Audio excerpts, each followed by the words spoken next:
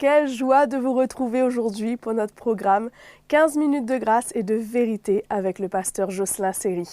Allons célébrer notre Dieu aujourd'hui. Mon cœur se réjouit dans ta bonté, dans ta présence.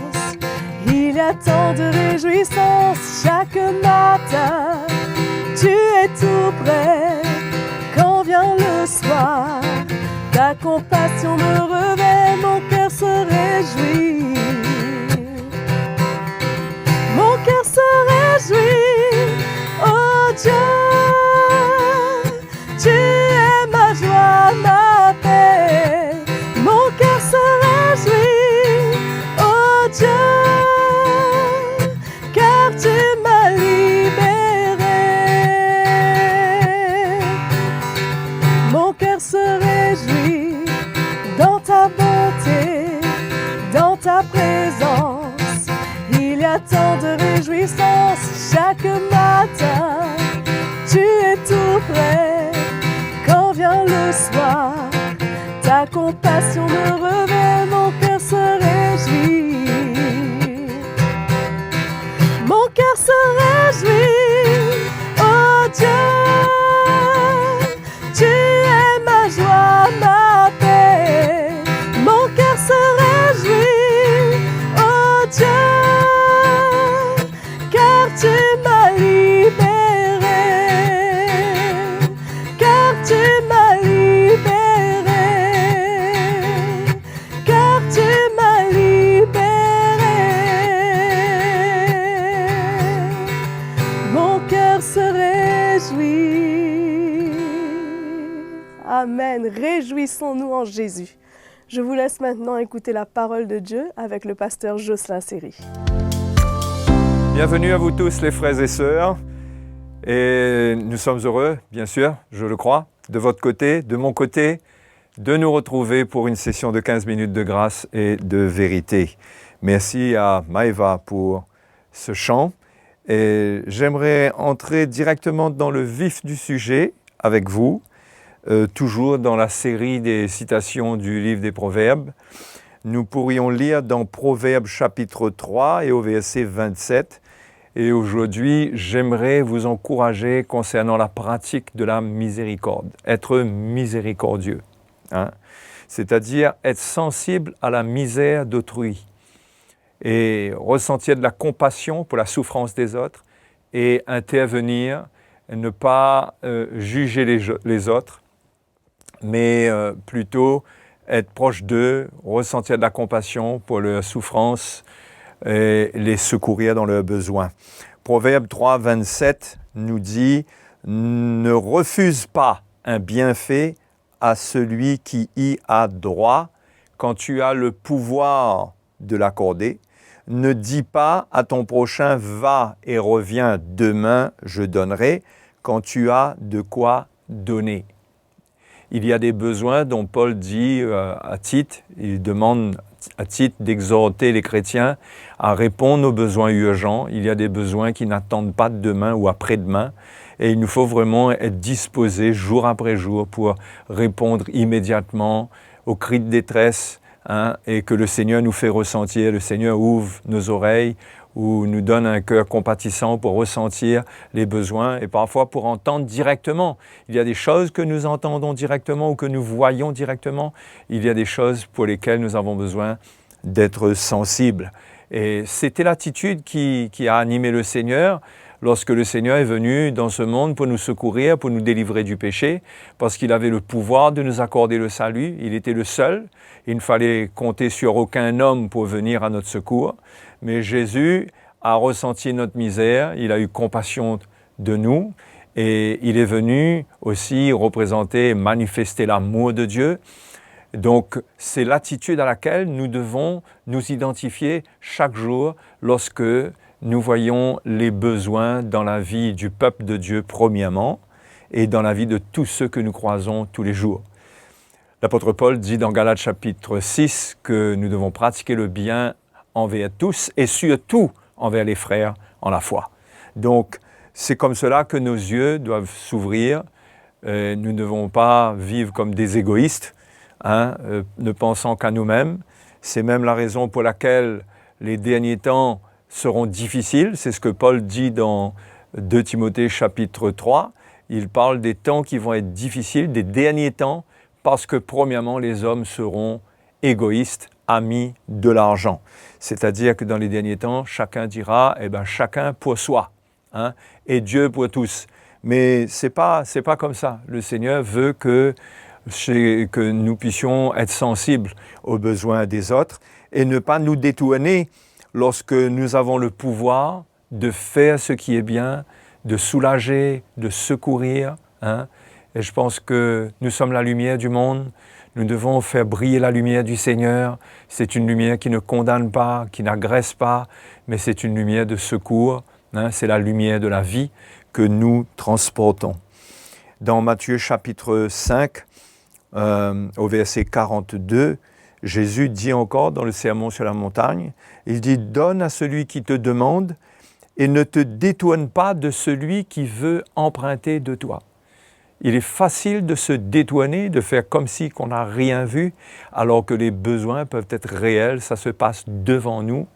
Et nous pourrions rapidement faire une petite prière, mais il y a mieux que cela, non pas d'une manière absolue, qu'il faille absolument intervenir en toutes choses, mais je pense que tout dépend de l'état de notre cœur. Si nous sommes sensibles, si nous ne sommes pas endurcis, nous allons plutôt avoir à cœur d'intervenir plutôt que juste de bénir quelqu'un, comme Jacques dit, que si on voit un frère qui est dans le besoin, qui a besoin d'un vêtement, on ne va pas lui dire « mon frère, va et chauffe-toi, que le Seigneur soit avec toi ». Mais si tu as de quoi lui donner pour qu'il se réchauffe ou de quoi lui donner pour qu'il ait à manger, nous sommes censés le faire quand nous voyons les besoins, et cela sans trop nous poser de questions. Le cœur de Dieu, c'est un cœur qui vit en nous, qui devrait vivre en nous, à condition que l'Évangile fasse un travail qui est propre, qui est clair. Si c'est le pur Évangile, ça va œuvrer en nous, ça va nous délivrer de tout légalisme pour nous donner des attitudes qui seront enclins à faire le bien promptement envers notre prochain. Et c'est important en tant que chrétien de porter des fruits comme cela. Pas être juste des gens qui calculent qu'est-ce qu'on va faire, mais sensibles dans l'action, dans le moment présent pour répondre aux besoins de notre prochain. En parlant de notre prochain, il y a un passage dans Luc chapitre 10 où justement il y a un docteur de la loi, je vais lire cela pour vous au verset 25 du chapitre 10.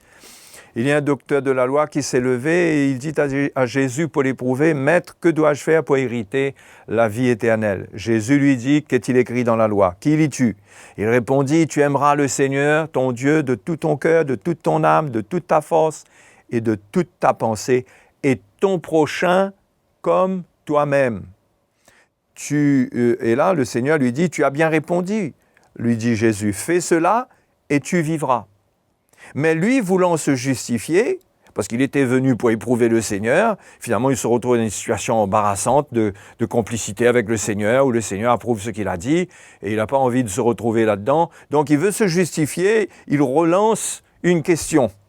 Et il dit à Jésus, « Et qui est mon prochain ?»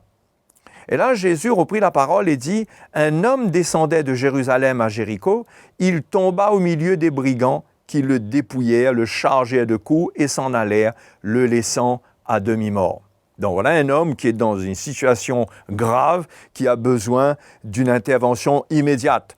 Et là, il y a un sacrificateur qui fortuitement descendait par le même chemin, ayant vu cet homme passa outre.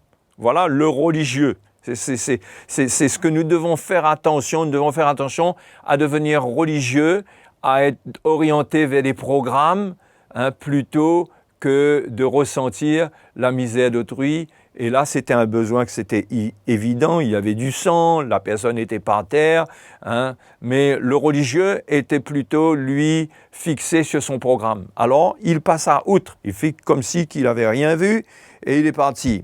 Pareil pour le Lévite, un Lévite qui arriva aussi dans ce lieu, l'ayant vu, passa outre. Le Lévite, il suit ce que le sacrificateur vit. comme quoi ce qu'on vit peut influencer les autres. Ben lui aussi pareil, c'était un religieux, il a été formé comme ça, et pour lui, il fallait tout d'abord obéir à un programme, et tant pis si quelqu'un là est en train de mourir, mais ce qui est important, c'est d'être dans le programme religieux. Mais un Samaritain qui voyageait, étant venu là, fut ému de compassion. C'est là où la miséricorde commence, quand il y a de la compassion, parce qu'on a constaté la situation grave de quelqu'un. Il fut ému de compassion lorsqu'il le vit. Il s'approcha et banda ses plaies en y versant de l'huile et du vin, puis il le mit sur sa propre monture. Là, on voit qu'il s'engage pleinement, le conduisit à une hôtellerie et prit soin de lui. Le lendemain, il tira 2 deniers, les donna à Lot et dit « Aie soin de lui, et ce que tu dépenseras de plus, je te le rendrai à mon retour. » Donc voilà cet homme qui, lui, n'était pas comme les 2 religieux, qui secoua pleinement cette personne qui a été victime. Et cette personne qui amène le secours, c'était un Samaritain. Ce n'était pas quelqu'un de religieux comme le sacrificateur ou le lévite, c'était quelqu'un qui était même méprisé par les religieux. Et c'est lui qui manifeste le cœur de Dieu. Et regardez jusqu'où il va. Et le Seigneur donne l'exemple. Et cela est un défi pour le docteur de la loi qui a voulu se justifier. Le Seigneur le confronte encore plus, lui montrant qu'en étant religieux, on n'apporte pas de réelle solution à la souffrance humaine. Donc là, il y a une question qui vient. Lorsque le Seigneur lui raconte cela, il lui dit au verset 36, « Lequel de ces 3 te semble avoir été le prochain de celui qui est tombé au milieu des brigands ?» La question est étonnante parce que le docteur de la loi avait demandé, lui, « Qui est mon prochain ?» Et la véritable question qu'il faut se poser, c'est de qui nous ressentons le prochain. Parce que nous n'avons pas de prochain si nous-mêmes, nous ne sommes le prochain de personne. Et la question se retourne vers nous-mêmes, plutôt que de chercher qui est notre prochain. Lequel de ces 3 te semble avoir été le prochain de celui qui était tombé au milieu des brigands? Lorsqu'on rencontre des problèmes, la souffrance des hommes, de qui nous ressentons-nous le prochain? Est-ce que nous avons de la compassion? Est-ce que nous nous sentons proches de quelqu'un dans sa misère, dans sa souffrance pour intervenir? C'est là la véritable question. Mais chercher qui est notre prochain, nous n'avons pas de prochain quand nous vivons dans notre petite bulle, quand nous vivons d'une manière égoïste. Notre prochain, c'est celui que l'on rencontre et c'est nous, tout d'abord, nous sommes le prochain de ces gens qui souffrent. Et c'est là que nous aurons une intervention, que nous agirons selon le cœur de Dieu. Et là, c'est la réponse vient de la part du docteur de la loi, c'est celui qui a exercé la miséricorde envers lui, répondit le docteur de la loi. Et Jésus lui dit, va et toi, fais de même. Fais de même. Donc, voilà, le Samaritain a été le prochain de la victime des brigands. Et la clé, c'est ça, c'est que ça commence en nous. Qu'est-ce qui se passe en nous lorsque nous croisons la misère d'autrui? S'il y a de la compassion quelque part, cela veut quand même dire que c'est la manifestation du cœur de Dieu en nous. Donc, c'est à nous de voir si nous nous sentons le prochain des autres, si nous voyons que finalement, nous avons des hommes qui sont créés à l'image de Dieu comme nous, qui ont besoin de l'aide de Dieu. Et si nous avons, dans ce cas, de quoi donner, ne nous détournons pas. Ne disons pas « demain je donnerai ». Si on devait attendre demain, cette personne aurait le temps de mourir dans ses blessures et dans son sang. Donc, voilà, moi, je veux vous exhorter aujourd'hui que nous soyons sensibles pour exercer la miséricorde. Lorsque nous croisons la souffrance, la misère des hommes, parfois, il est bon de mettre un petit peu de côté notre programme, ce que nous avons prévu, mais de laisser le cœur de Dieu se manifester au travers de nous, parce que le cœur de Dieu ne peut pas être mis dans une boîte, dans un programme religieux. C'est comme cela qu'on étouffe le cœur de Dieu, la compassion de Dieu, quand on arrête d'être sensible envers la misère et la souffrance des autres. Donc, mes amis, mes frères et mes sœurs, Que le Seigneur vous bénisse aujourd'hui par ces quelques paroles d'exhortation. Je vous donne rendez-vous à la prochaine session. Quelle merveilleuse grâce d'avoir été ensemble aujourd'hui. Je suis sûre que vous avez été bénis. N'oubliez pas, abonnez-vous à notre chaîne CTMI et si vous voulez nous écrire, écrivez-nous à l'adresse qui s'affiche sur vos écrans. À bientôt!